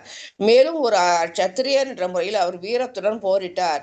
அவர் அசமோர்த்வ, இணையற்றவர் என்று புகழப்படுகிறார். அவருக்கு சமமானவரோ அல்லது அவரை விட உயர்ந்தவரோ ஒருவரும் இல்லை. Hare Krishna Mataji. Thank you Mataji. Thank you Mataji. Very wonderful but actually இந்த இதுல பகவானுடைய குவாலிட்டிஸ் எல்லாம் நம்ம படிக்கிறோம் இல்லையா, அவருடைய இயல்புகள் எப்படி எல்லாம் அவர் செயல்படுறாருன்ட்டு. இப்போ 16,108 மனைவிமார்களை மணந்தார் இல்லையா. 16,100 யாரிடம் ரட்சித்த இளவரசிகள் நரகாசுரனிடம் இருந்து இல்லையா. சோ அந்த பெண்கள் மீண்டும் அவரவர்களின் நாடுகளுக்கு செல்ல முடியாததுனால அந்த காலகட்டத்துல அப்படிதான், ஒரு முறை வீட்டை விட்டு சென்று விட்டால் மீண்டும் அவர்கள் ஏற்றுக்கொள்ள மாட்டார்கள். அதனால பகவான் அவர்களை திருமணம் புரிந்தார். அது தவிர்த்து மற்றும் 8 ருக்மணி இல்லையா, ருக்மணி தாயார் மற்றும் வந்து ஜாம்பவதி மற்றும் வந்து வேற யார் ஆக்சுவலி 8 பேர் எல்லாருமே. காலிந்தி, சாம்பவதி, காலிந்தி, அது சத்யபாமா, சத்யபாமா, சத்யபாமா, நிறைய. இப்படி அப்புறம் 8 பேரையுமே அவர் வந்து திருமணம் செய்தார் இல்லையா. ஒவ்வொருத்தருக்குமே ஒவ்வொரு அரண்மனை இந்த மாதிரி வந்து நல்ல அவருக்கு எத்தனை பிள்ளைகள் ஃபேமிலி மெம்பர்ஸே பாத்தீங்கன்னாக்கா 1,00,000, அதாவது 100,000 என்றால் 1,00,000 அப்படின்னா. ஹரே கிருஷ்ணா ஹரே கிருஷ்ணா கிருஷ்ணா ஹரே ஹரே, ஹரே ராமா ராம ராமா ஹரே ஹரே. 100,000 பேர் அவங்களுடைய ஃபேமிலியில இல்லையா. சோ மேலும் நிறைய சாகசங்கள் பகவானுடைய பற்றி நம்ம எதுவுமே சொல்ல முடியாது. அதாவது ஓரளவுக்கு தான் நம்மளால பேச முடியும்.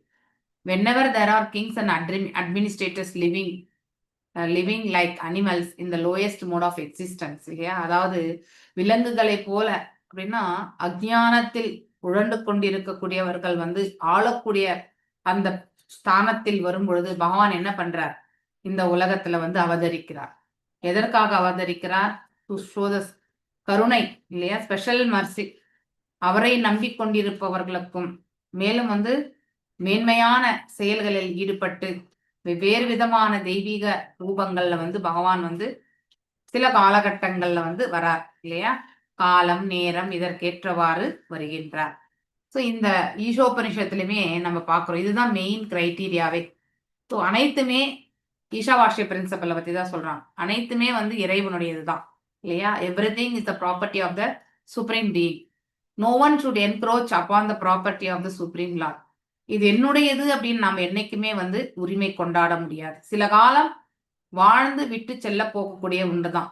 ஒன்று நம்முடைய பிள்ளைகளுக்கு போக போறது, அவங்க பிள்ளைகளுக்கு. கடைசி வரைக்குமே எதுவுமே நம்ம கிட்ட நிரந்தரம் என்பது கிடையாது. அதனால one should accept only what is kindly awarded by him. அதனால நாம் எதை மட்டும் ஏத்துக்கணும், பகவான் நமக்கு என்ன கொடுத்திருக்காரோ என்ன கொடுக்கிறாரோ அதை ஏத்துக்கணும். அப்படிப்பட்ட மனப்பான்மை வளர்த்துக்கணும். நம்ம கிட்ட இல்லாததுக்காக நாம ஏங்கக்கூடாது. இருப்பதை கொண்டு திருப்தி கொள்ளக்கூடிய மனசை நம்ம வளர்த்துக்கணும். The earth or the any other planet or the universe is the absolute property of the Lord. எல்லாமே, அதாவது இந்த புவி மாத்திரம் கிடையாது, 14 லோகங்கள், அனைத்து அண்டங்கள் எல்லாமே பகவானுடையதுதான். The living being are certainly அவருடைய பின்ன பகுதிகள் இல்லையா, அவருடைய பிள்ளைகள். And thus everyone of them has a right to live. அதனாலே அவருடைய பிள்ளைகளுக்கு இப்ப எப்படி நம்ம பிள்ளைங்களுக்கு நம்முடைய வீட்டுல வந்து வாழ்வதற்கு உரிமை வந்து இருக்கோ, அது போல இந்த பிரபஞ்சத்துல வாழ்வதற்குமே பகவானுடைய பிள்ளைகளாக நமக்கு அது உரிமை உண்டு. இந்த கிங் ஆர் த அட்மினிஸ்ட்ரேட்டர் இல்லையா, இறைவனுடைய பிரதிநிதியாக யார் இருக்கிறது, இந்த நாட்டை ஆள்பவர்கள் தான். ஆனா அப்படிப்பட்ட நிலையில இருக்கக்கூடியவங்க வந்து யுதிஷ்ட மகாராஜா இல்லையா, பிரகலாத் மகாராஜா இல்லையா, துருவ மகாராஜா, இப்படி போன்ற அரசர்கள் ஆண்டால் அங்கே வந்து அறம் எல்லாம் தழைத்தோங்கும், மாதம் மும்மாறி பொழியும் இல்லையா. மக்கள் வந்து எப்பொழுதுமே செழிப்போட நல்ல ஒரு நிம்மதியோட வாழ்வாங்க. ஆனா இப்ப இருக்கக்கூடிய காலகட்டங்கள்ல தமோ குணத்துல வந்து மேலோங்கி இருக்கிறவங்களாலதான் வந்து இந்த அரசாட்சிகள் என்பது ஆளப்படுகிறது இல்லையா. இந்த ரிசல்ட் அதனால என்ன ஆகுது, இந்த பௌதிக உலகத்துல வந்து அதாவது வைஷியஸ் எலிமெண்ட்ஸ் அப்படின்னா பாவம் செய்யக்கூடிய ஜீவன்கள் தான் அதிகரிக்கிறாங்க. ஏமாற்றுறது, திருடுறது இல்லையா, அபகரிக்கிறது இல்லையா, இப்படி இதெல்லாம் வந்து எதனோட போய் நிக்கிறதுனாக்கா பஞ்சம், பட்னி, போர் இல்லையா. இந்த மாதிரி வந்து ஒரு இது வந்தது இல்லையா, என்னது கொரோனா, அது மாதிரி வந்து ஏதோ ஒண்ணு கீழே தாக்குதல், நம்ம வந்து அதுல போய் மாட்டிக்கிட்டு கஷ்டப்படுறோம் இல்லையா. சோ அந்த devotees of the lord are faithful are prosecuted by all means. ஆனா பகவானுடைய பக்தர்களுக்கு வந்து அந்த இதுல இருந்து அவங்க ரட்சிக்கவும் படுகிறார்கள். இதெல்லாம் காலம் மற்றும் நேரத்துக்கு ஏற்றவாறு நிகழக்கூடிய ஒன்றுதான். அதனால சில காலகட்டங்கள் வந்து அதர்மிகள் வந்து ஆட்சி புரிந்தாலும் அதன் பிறகு பகவான் அவதரித்து அந்த அதர்மிகளை அழித்து தர்மத்தை வந்து நிலைநாட்டுகிறார். மேலும் பகவான் இந்த அவருடைய ரூபம் எப்படிப்பட்டது, பௌதிகம் கிடையாது, முழுவதுமே ஆன்மீகம். சோ மேலும் he descends just to keep the state of his creation in. அவர் எதுக்கு வர்றார், இந்த பிரபஞ்சத்தை அவர் தான் படைத்தார். அதை வந்து ஒரு பகவான் இருக்காருனாலே ஒரு பயம் இருக்கும் இல்லையா. நம்பிக்கை இருக்கும், தைரியம் இருக்கும்.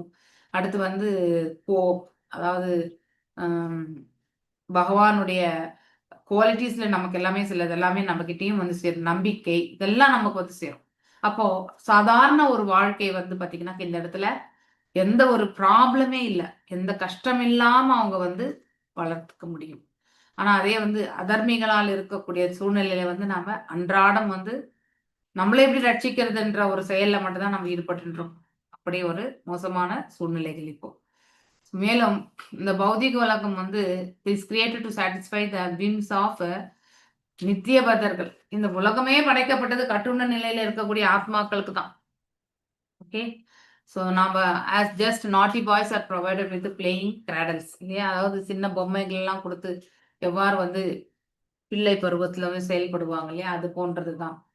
ஆனா நாம என்ன பண்றோம்? இங்க வந்த பிறகு நம்முடைய அதிகாரத்தை உபயோகப்படுத்திட்டு தேவையற்ற பழக்கங்களுக்கு எல்லாம் வந்து நம்மள ஈடுபடுத்திக் கொள்கின்றோம். ஆனால் தட் என்ஸ் அதனாலதான் பகவான் வந்து அவதரிக்கின்றார் என்பது இந்த இடத்துல. எதற்கு பகவான் அவதரிக்கிறார் அப்படின்னா, தர்மத்தை நிலைப்படுத்தி அதர்மத்தை அழித்து பக்தர்களை ரட்சிக்கிறதுக்காக தான் வரார் அப்படிங்கிறதுமே நல்லா புரிஞ்சுக்கணும்.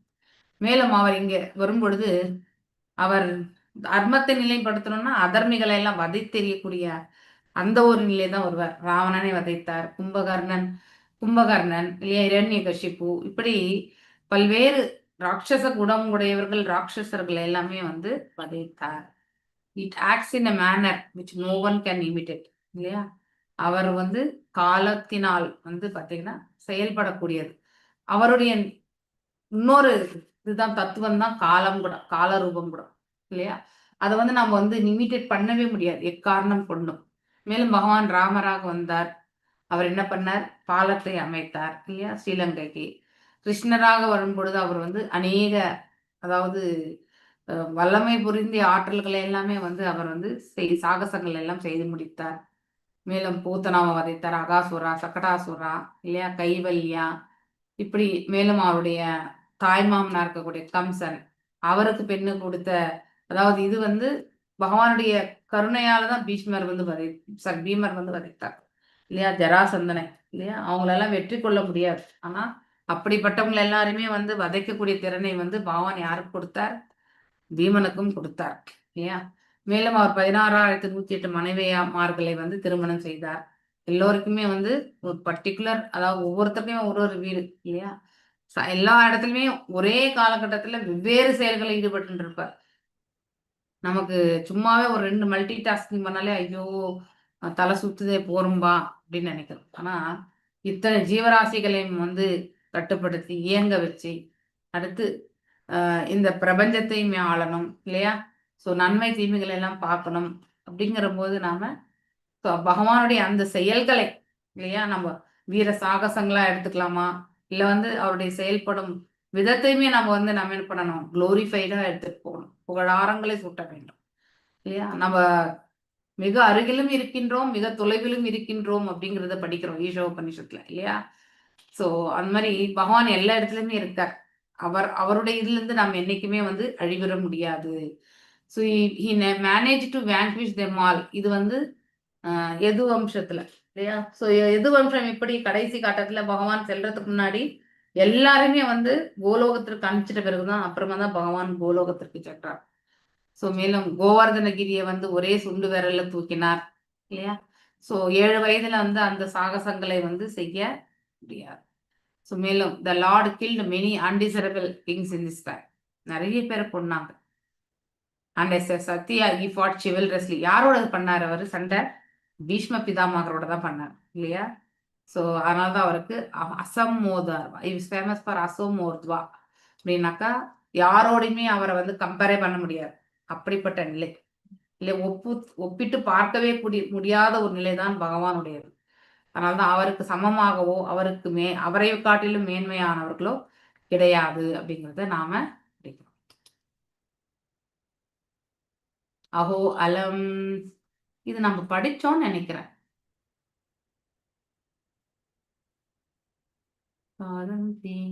படிச்சோம்ல, இந்த ஸ்லோகம் எனக்கு படிச்ச மாதிரி ஞாபகம்.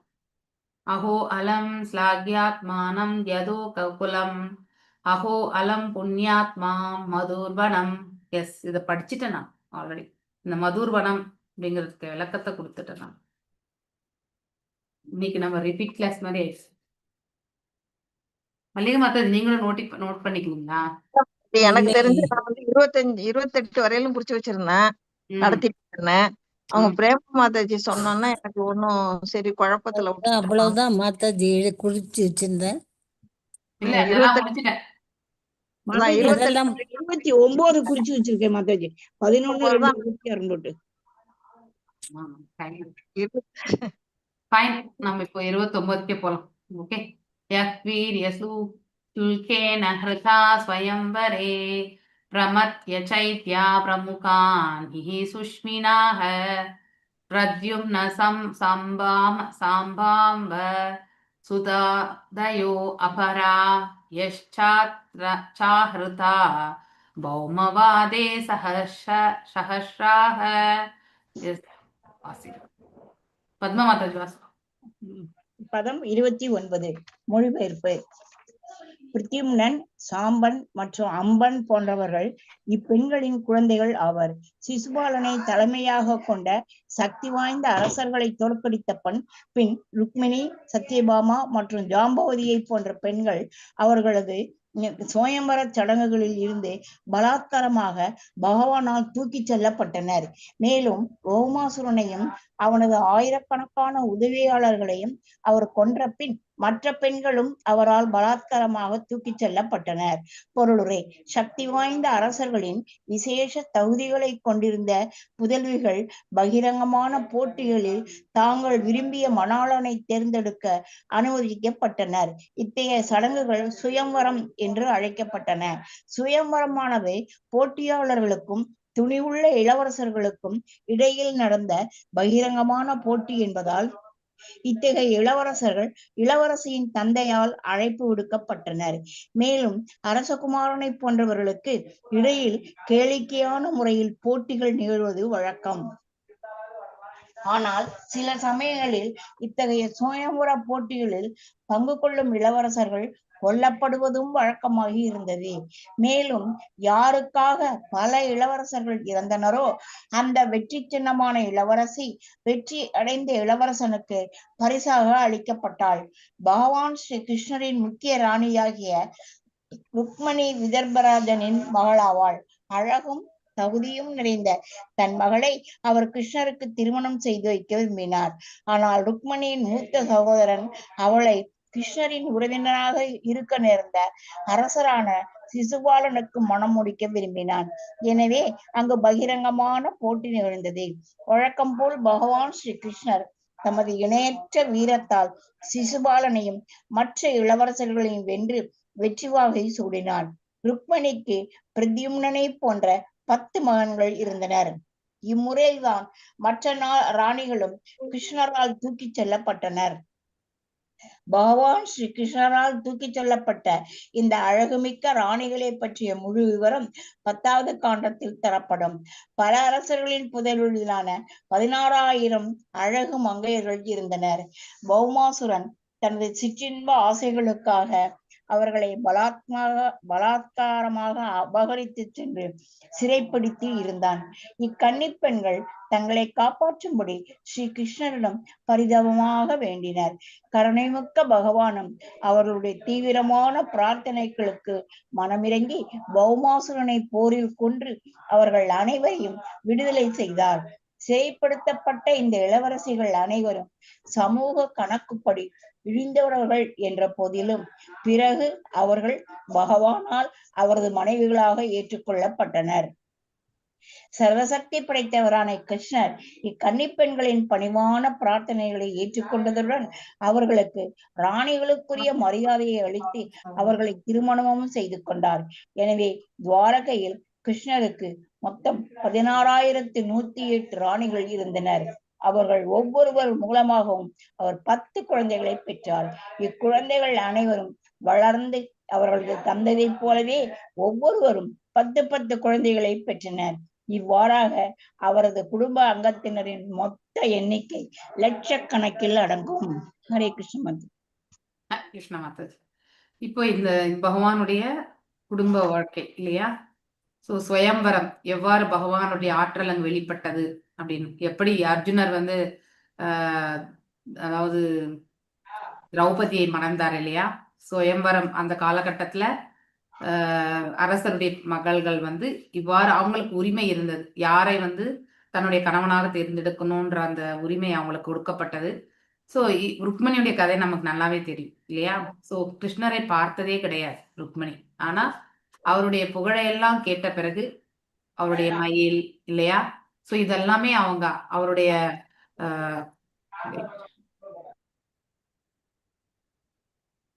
ஸோ அவரை பற்றி கேள்விப்பட்டதே இல்லை. ஆனா பகவானுடைய சௌந்தரியம், அவருடைய செயல்கள் எல்லாமே வீர சாகசங்கள் இல்லையா? இந்த காதல் மாதிரியான கடிதம் எழுதுவா மாதாஜி, ஆமா. லெட்டர் எழுத எஸ். letter. ஸோ ருக்மணி வந்து யாரோ ஒரு ஐ திங்க் ஒரு பிராமணர் மூலியமா கொடுத்து அனுப்புவாங்க இல்லையா? அந்த பிராமணர் மூலியமா ஒரு கடிதத்தை கொடுத்து, நீங்க என்னை வந்து திருமணம் செய்து அழைச்சிட்டு போகலன்னா அவ்வளவுதான் அப்படிங்கிற மாதிரி எழுதியிருப்பாங்க இல்லையா? பகவானுமே வந்து வருவார் இல்லையா? வந்து அழைச்சிட்டு போவார். ஸோ அதுவுமே ஒரு பெரிய டிராமா தான். அர்ஜுனருமே வந்து அவரோட கூட இருந்து பெண் வேடம் பூண்டு அந்த மாதிரி வந்து அழைச்சி வருவார். அதனாலதான் பிற்காலத்துல அந்த பிருகநிலையா வந்து அந்த வேடத்தை வந்து அவரால் போட முடிஞ்சது. இதுவுமே வந்து நேத்து உங்களுக்கு ராதிகா மாதாஜி சொல்லியிருப்பாங்க இல்லையா? எப்படி அந்த இது கிடைச்சதுன்னு. அந்த 1 வருடம் சாபம் வந்து அவருக்கு இருக்கு இல்லையா? ஸோ அந்த மாதிரி விதர்ப்ப நாடனுடைய மகள். இப்ப நம்ம மகாராஷ்டிரா இருக்கு இல்லையா? அதுதான் விதர்ப்ப நாடு. ஓகே.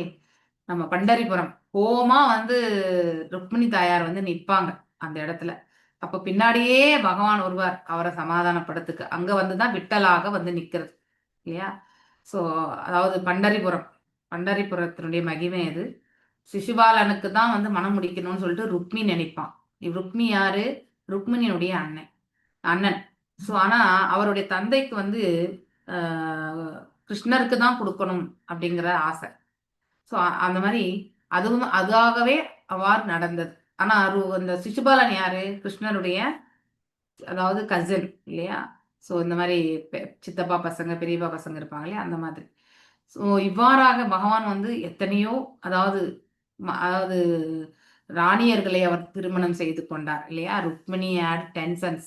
ஒவ்வொரு ராணிக்குமே இந்த 16,108 மனைவிமார்களுக்கு ஒவ்வொருத்தருக்குமே எத்தனை 10 பிள்ளைகள். அதுல பிரத்யும்னன் வந்து முதல்ல இருக்கக்கூடிய ஒரு பையன் இல்லையா? சாம்பன் கூட வந்து ருக்மிணியோட பையன் தானே? எனக்கு ஞாபகம் இல்லை. ஸோ எங்கேயோ படிச்சோம் நம்ம. ஐ திங்க் ராமன் ஜாபாவதி மாதாஜி. ஜாம்பவதி. ஓகே. ஸோ பிரத்யும்னன் வந்து ருக்மணியுடைய ருக்மணி. இந்த மாதிரி அவருடைய அதாவது ஃபோர்ஸபிளி வேர் ஸ்டோலன் பை பௌமாசுரா இல்லையா? பௌமாசுரன்ன்றது யாரு? நரகாசுரன். ஸோ ஆனாலும் அவங்கள எல்லாருமே காப்பாற்றி அதன் பிறகு வந்து கருணை உள்ளத்தோடு அவங்கள வந்து ஏற்றுக்கொள்கிறார் அவங்க பிரார்த்தனை வச்சோடனே. All these captivated princes were then accepted by the Lord as wives. Although in the estimation of society they were all fallen girls. இல்லையா? ஏன்னா ஒரு முறை வீட்டை விட்டு போனா அவங்கள வந்து சமுதாயத்திலிருந்து விழுந்த பெண்களாக கருதப்படுவார்கள். அதனால மீண்டும் அவர்கள் வந்து அரண்மனைக்கு திரும்ப முடியாது. அதனால பகவான் அவர்களை வந்து ஏற்றுக்கொள்கிறார். ஒவ்வொருத்தருக்குமே 10 பிள்ளைகள் என்று சொல்லப்பட்டிருக்கு. ஸோ அக்ரிகேட்டா பாத்தீங்கன்னா அவங்களுடைய குடும்பத்துல கோடி ஜனங்க இருப்பாங்க அப்படிங்கிறது வந்து இந்த இடத்துல சொல்லப்படும். ஆனா நம்ம உலகத்துல இருக்கக்கூடிய எல்லாருமே அவருடைய பிள்ளைகள் தான் இல்லையா? அப்போ எத்தனையோ கோடியா இருக்கக்கூடிய ஜீவராசிகள் தான் அவருடைய பிள்ளைகள் இல்லையா? சரி, நான் இன்றைக்கு இதோட நிறுத்துறேன். ஐ திங்க் முதல்லயே நம்ம பார்த்திருந்தோம்னா இன்னத்துக்கு ஒரு 35 முடிச்சிருப்போம். ஸோ ஹரே கிருஷ்ணா. வாஞ்ச கல்பத ஆரூபேஷ கிருபா சிந்து பேவச்ச பதீதானாம் பாவனேபியோ வைஷ்ணவேபியோ நமோ நமः. அனந்த கோட்டி வைஷ்ணவ